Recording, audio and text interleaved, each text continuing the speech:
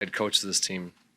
So I'll take the responsibility for the last two nights not playing up to the competitive disposition that we should be playing with, especially defensively.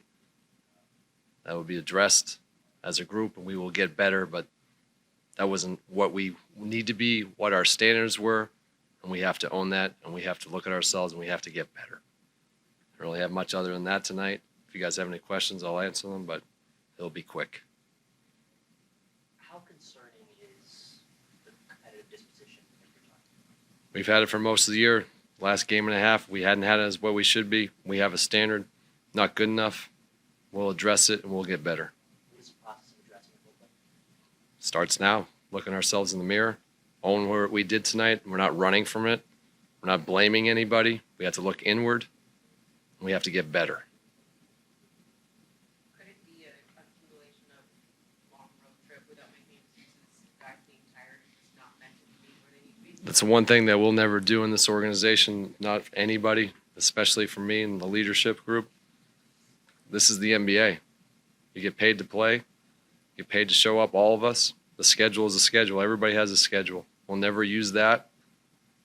When the game starts, we had to prepare, and that's why that's on me. We didn't have my team ready to play like we know we can, and we're going to get there. We're going to dig into that and make sure that we're ready to go as this season goes, and we're going to build the right habits. That's all I got for tonight. Thank you. What were you able to see tonight on the offensive end, at least?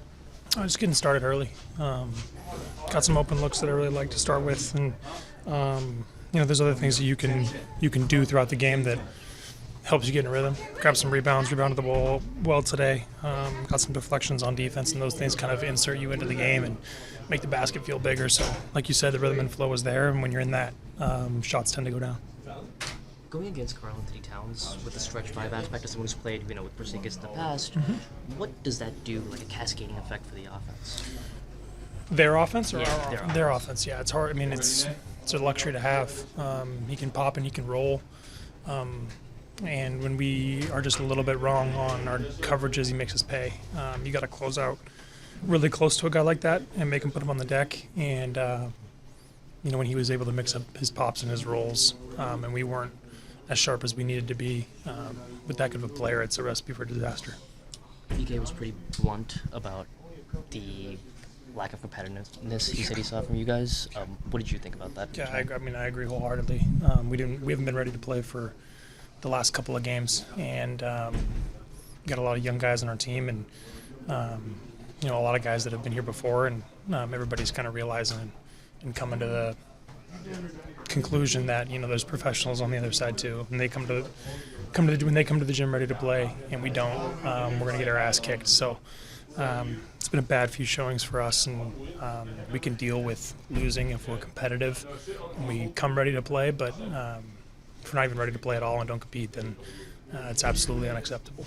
He said that there will be a lot of, holding people accountable in the next couple of days. What does that process look like from a player level and on the coach level? I mean, it starts with us, between now and our next practice, looking at yourself in the mirror, watching film, being honest about what you can fix and change, and then it's on the coaches to implement new things and change some stuff, and it's all on us to, follow the directive. But it starts with us all honestly looking at each other in the mirror. Do you want to just go over a little bit this way? Because, go ahead.